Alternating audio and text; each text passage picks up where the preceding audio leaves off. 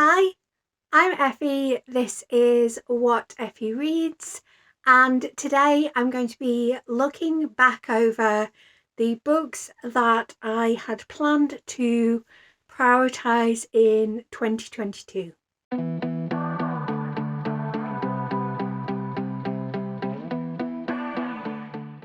This video is going to consist of two parts. Part one will be having a look back over the video that I made all the way back in, I think it was June or July of 2021, where I came up with a list of 90 books that I wanted to prioritize over the course of the next 18 months. And then part two is going to be a quick look at the much more sensible 5 books that I picked at the start of this year that I wanted to prioritize. Since the original video where I looked at the 90 books I want to prioritize was around the 30-minute mark, I am expecting this video to be a little bit on the longer side, so bear that in mind. Get cozy, grab yourself a drink, maybe a snack, and let's have a look and see how bad I am at reading the books I prioritise. So everything going to plan, I am going to screen record my phone as I watch back the video and we can react together. For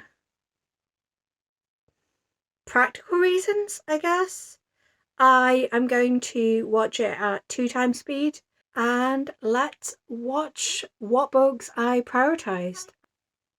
Also, look at how empty my shelves were by comparison. But I think also, I didn't have my Discworld complete collector's library, which takes up 2 shelves? Yeah, 2 shelves. Also, is that how short my hair was? I think that was me getting really frustrated during lockdowns, and I just kept cutting my hair and cutting my hair. But it's crazy, it was there in this video. Wow, I'm talking a lot and introducing a lot. I think it's important to the video, but also I'm taking a while to get to the point. Well, I haven't read that one yet. I have read that. Haven't read that. Haven't read that one. Haven't read that one either. Nope. Haven't read that, and I am unhauling it. I haven't read that yet. Yeah, I haven't picked it up at all since I added it to the list. I haven't read that, even though it's so short. But I have met the author now. Nope. Haven't read that one. Haven't read that one. Haven't read that. Which I think is somewhat of a spoiler, but not a spoiler for the second part. Haven't read that one. Haven't read that. I'm doing badly. Haven't read that. Haven't read that one. Haven't read that one. Hopefully editing me will have a count on screen of read versus unread. Haven't read that one. Haven't read that one. Nope. Haven't read that one either. Nope. I'm gonna pause here. So that one I never read. If you want to, well, I don't think there is too much deep to it. I think between my unhaul video and my video where I look at the books that I set to self-destruct at the end of this year, I kind of explain, but I didn't end up reading that one, and it is going. Haven't read that one. Actually, have read that one. Really enjoyed it. Haven't read the sequel yet, but thoroughly recommend it for a more diverse take on some classic fairy tales, and I am looking forward to hopefully reading the sequel at some point in the future. Haven't read that one. Oh, that went really quickly, but I did read Rainbow Grey. I didn't enjoy it, and I am unhauling it. I think I actually unhauled it a while ago, well, I say on hold. I have a pile of books that sits in my hallway of like unhaul, but I also now have 3 shelves of unhaul books. So my most recent unhaul sits on my shelves and my older one sits in the hallway. So it's been in the hallway for a fair bit. And I think it's still listed on Depop. So if you want to grab my copy, go right ahead. It's the one with the rainbow sprayed edges. I have read Tommy. I haven't read that one. Haven't read that. Haven't read that. Haven't read that. Nope, I haven't read that Tremblay. Ooh, we might have some success. Nope, haven't read those two. Nope, haven't read that one yet. Yes, I did read that, didn't like it. Haven't read that one.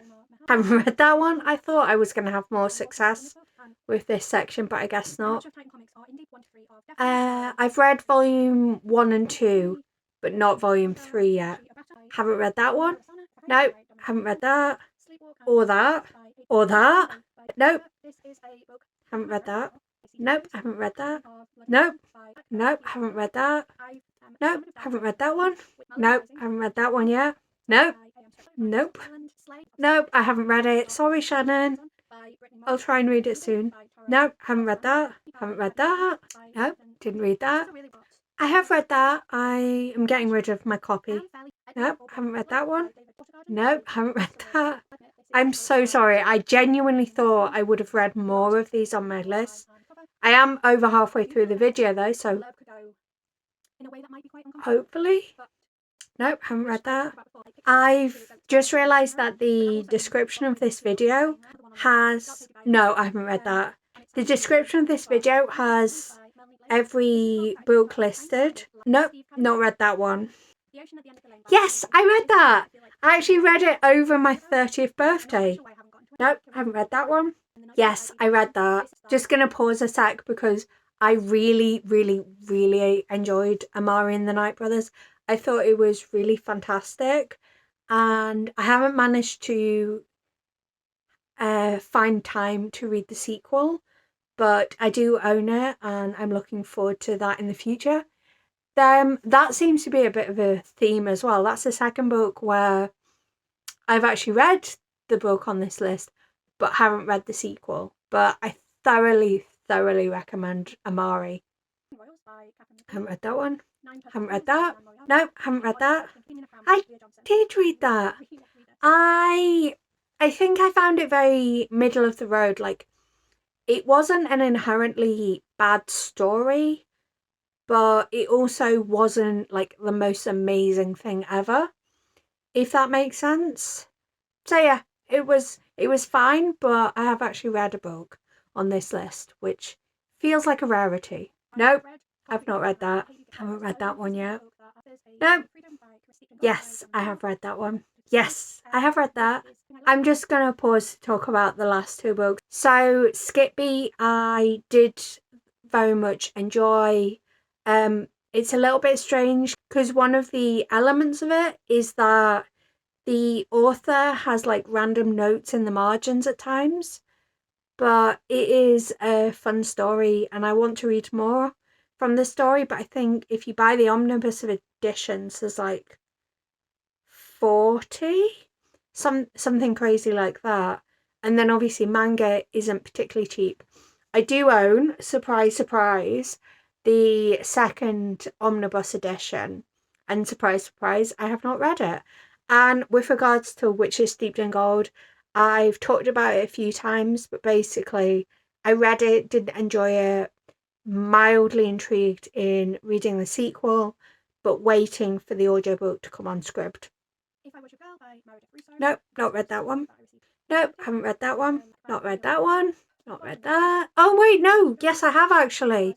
So with Clara and the Sun, I think my primary issue is that when I read a book, I don't see pictures in my head at all. So it can be very difficult for me to wrap my head around what's happening in a book because I can't visualize anything. So I think this book had the potential to be enjoyable, but because I couldn't wrap my head around what was happening and how Clara was experiencing the world. It just didn't work for me. Not read that one. No, I don't even know where that copy is. No, not read that one. I did! I read War and Peace. It's like, oh, it's such a silly thing, but last year I felt such a sense of achievement having actually read War and Peace. I will say that part of the reason I was able to complete it was that I don't know if it's still available like with the Audible subscription, but they have a version of One Piece rated by Thunderway Newton, and it was so good, so well executed. I will say that the cliche thing that you hear everyone say is that the peace bits are really good and the war bits are not great. I think if you're interested in battles, you might enjoy the war bits a bit more. But for me, it was the fact that this book spans over a long period of time and you're following these characters through their lives, and you genuinely like really become attached to the characters. So yeah, I have actually read War and Peace. I have read that one. Unfortunately, I didn't enjoy it. And I think my problem is I don't particularly like short stories. And this short story collection was really weird. I haven't read that one. No, I haven't read that. Yes, oh, okay. So first off, I did read Circus of Wonders. Unfortunately, it wasn't as good as Elizabeth McNeil's first book. Like, but I think part of the issue I had with it was that there was quite a large age gap between the relationship I felt like you were meant to root for in the book. And that just impacted my enjoyment. I have also read The Invisible Life of Addie LaRue, but I will talk about that more in the second part of this video. I feel like almost every video I talk about and go, I own 4 copies, somehow still not read it, I really need to read it urgently. I own more than 4 copies now though. I think I now own 6 copies perhaps. I own the Waterstones edition, Forbidden Planet edition, I own the Standard edition, the Illumicrate edition, the Anniversary edition, and the US Anniversary edition. Yeah, so I think I own 6 copies. Haven't read that one. Okay, so I'm going to end the screen recording here and you'll be able to see on screen how many of these books I have actually read versus unread. I'm gonna guess it's gonna be that I've read maybe 10 to 20%, but you'll be able to see on screen. And now we need to talk about the 5 books that I decided at the beginning of this year I was going to prioritise in 2022. So the 5 books that I decided I was going to prioritise this year were Le Morte d'Arthur, the Death Note Omnibus, Hamnet, the Saga Omnibus, and The Invisible Life of Addie LaRue. And of the 5 books that I put on my list, I managed to read 2. And those 2 were the Saga Omnibus, which I'm so glad I've read. I absolutely loved Saga, and I will be keeping my eyes peeled for volume 11 when it comes out next year. I don't know if I will be reading the comics as the individual episodes come out, but I definitely will want to get my hands on volume 11 when it comes out. I will say though that I probably wouldn't have read the Saga Omnibus if it weren't for the fact that I did a video where I read the top 20 graphic novels and comics according to Goodreads for the Goodreads Choice Awards this year, and one of the entrants was Saga Volume 10, so I had to read the Saga Omnibus before I could do that. And the other book that I read was The Invisible Life of Addie LaRue, as I said earlier in this video. And honestly, my copy of The Invisible Life of Addie LaRue just fills me with joy. So this was my first time reading it, and I decided to annotate it as I go. So these are all tabs, and they do all mean something different. It's a little difficult to tell what they mean because there's so many, but I have got a little key there, and I was very, very lucky that in March, for the release of Gallant as a kind of promotional tour, V. Schwab had an event in Edinburgh, and I was able to get my copy signed and personalised. It is dedicated to Cal as a kind of like running joke that I'm Cal and my friend is Rye from the Darker Shade of Magic series. But yeah, this just makes me so happy. Like, look at all those annotations. I fully was like, this is my copy. I'm going to truly make it my own. I'm going to write in it. I'm going to highlight it. I'm going to tab it. Like, it just fills me with so much joy, this copy. And I did really, really enjoy it. So I'm happy to say that even though I only read 40%, which makes it sound so much better than it is, of the books that I had decided I was prioritising this year, both of them were easily 5 stars, and both of them I absolutely loved, to the point that I'm going to be rereading them continuously probably for the rest of my life. So I'm just going to take it as a win.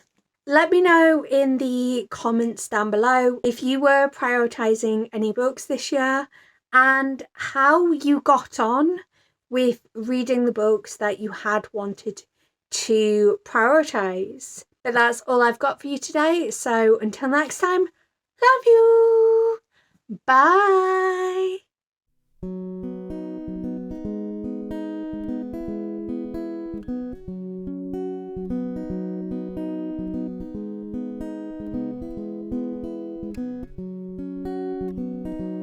There's a place